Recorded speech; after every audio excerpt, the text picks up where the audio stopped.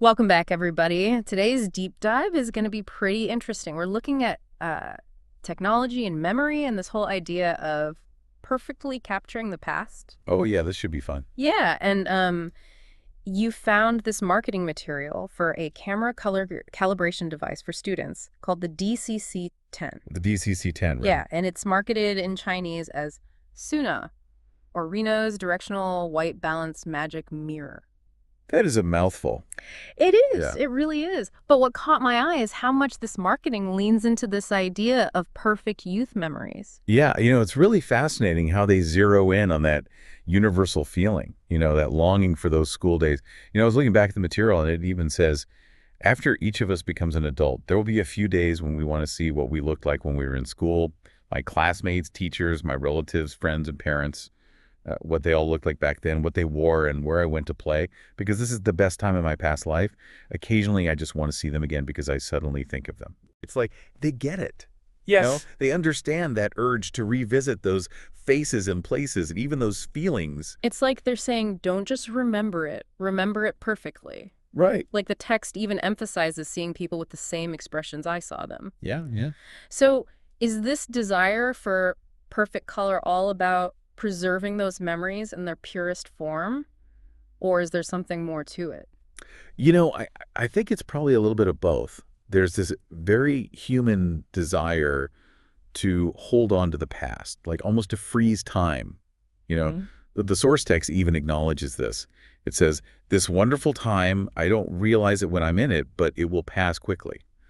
But at the same time, I think there's this underlying anxiety about our memories fading, that fear that we're going to lose those precious details. I see what you mean. And this device, the DCC10, it kind of steps in and presents itself as the solution.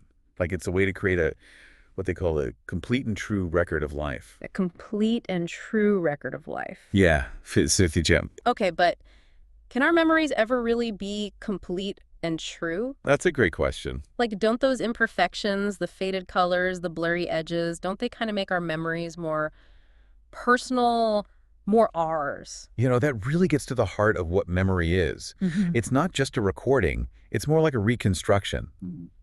Our brains are constantly filtering and reinterpreting our experiences.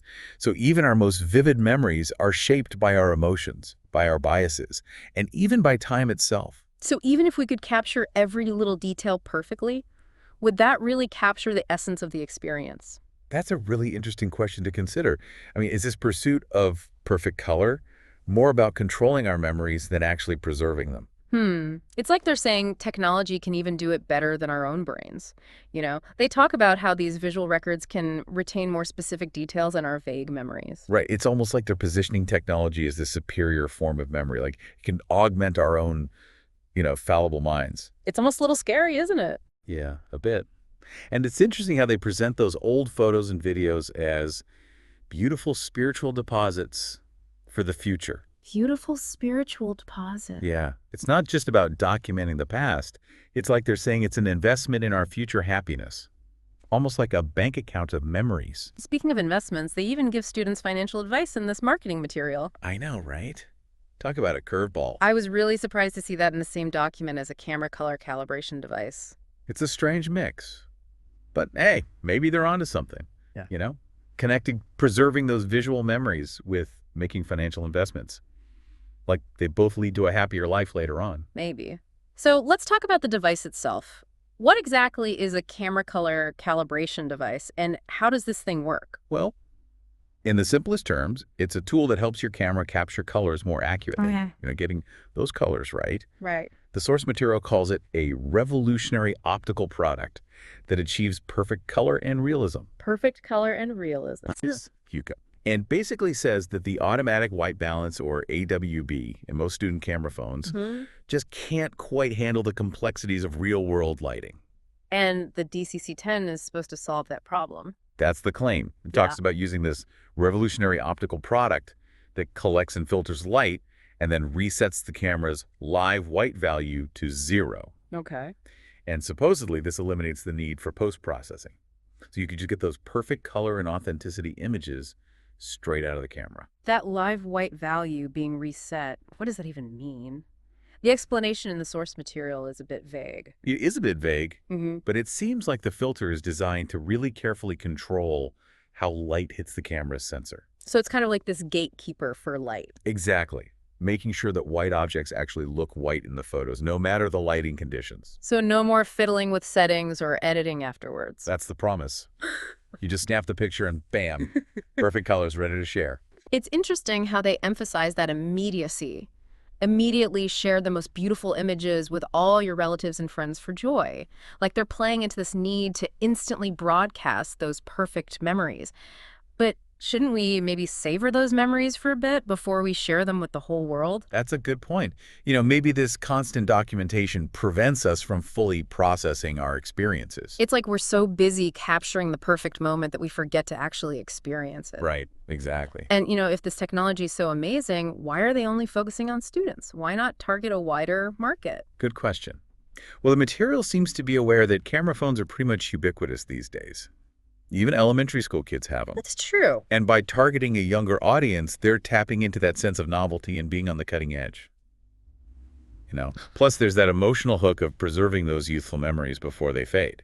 It all comes back to youth, doesn't it? Like capturing those happiest time in this life memories.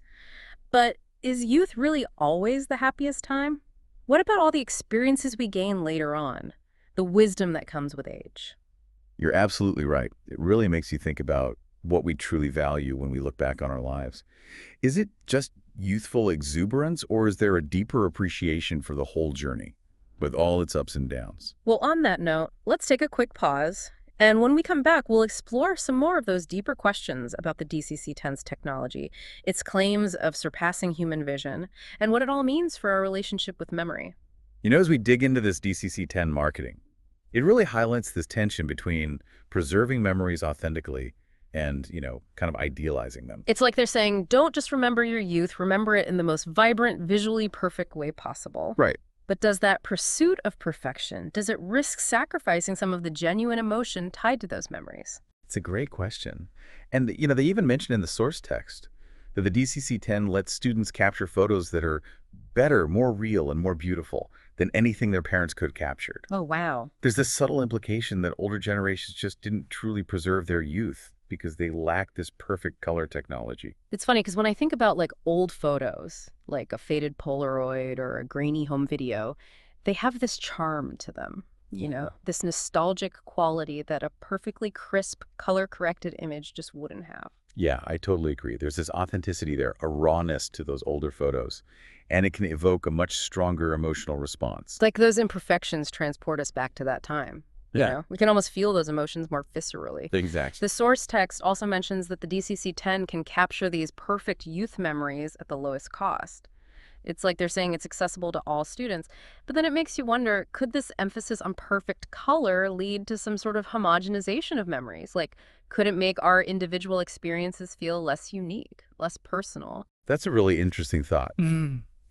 It makes you think about how technology might be shaping our collective memory, influencing how we document and share those experiences. So it's not just about individual memories, it's about how we remember things as a society. Right. Exactly. Okay, let's get back to the technical stuff for a minute. We were talking about the DCC10's filter and this live white value reset.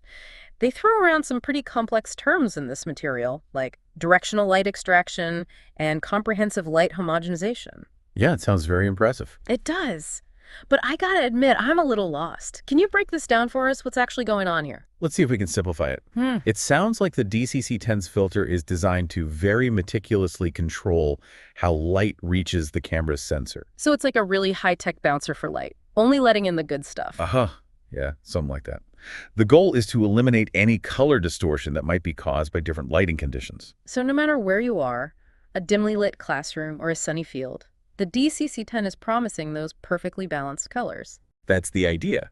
And remember, they claim to do all of this in real time, so there's no need for any post-processing. You just take the picture and bam, perfect colors, ready to be shared instantly. It's funny how the source text emphasizes that immediacy, immediately share the most beautiful images with all your relatives and friends for joy. It's all about capturing the perfect moment and then broadcasting it to the world. But maybe there's some value in taking a step back, savoring those memories before we share them. I think that's an important point. you know? Maybe this constant rush to share those picture-perfect moments means we're missing out on the quieter, more reflective aspects of memory.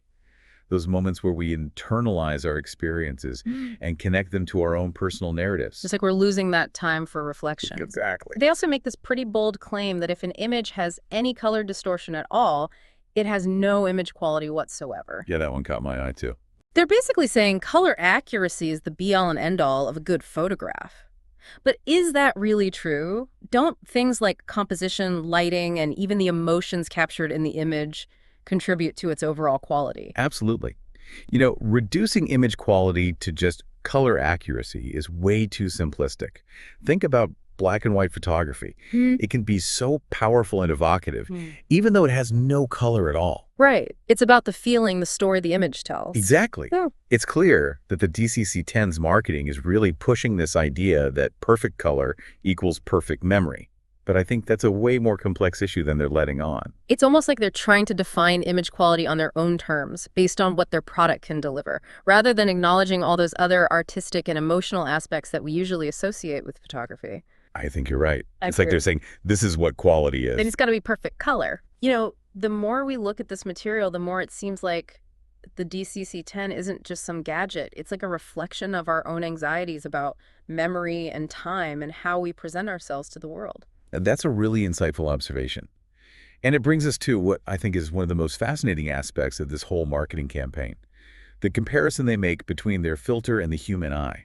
It's a bold claim, right? Like they're saying our technology can see the world just as perfectly, if not better than, your own eyes.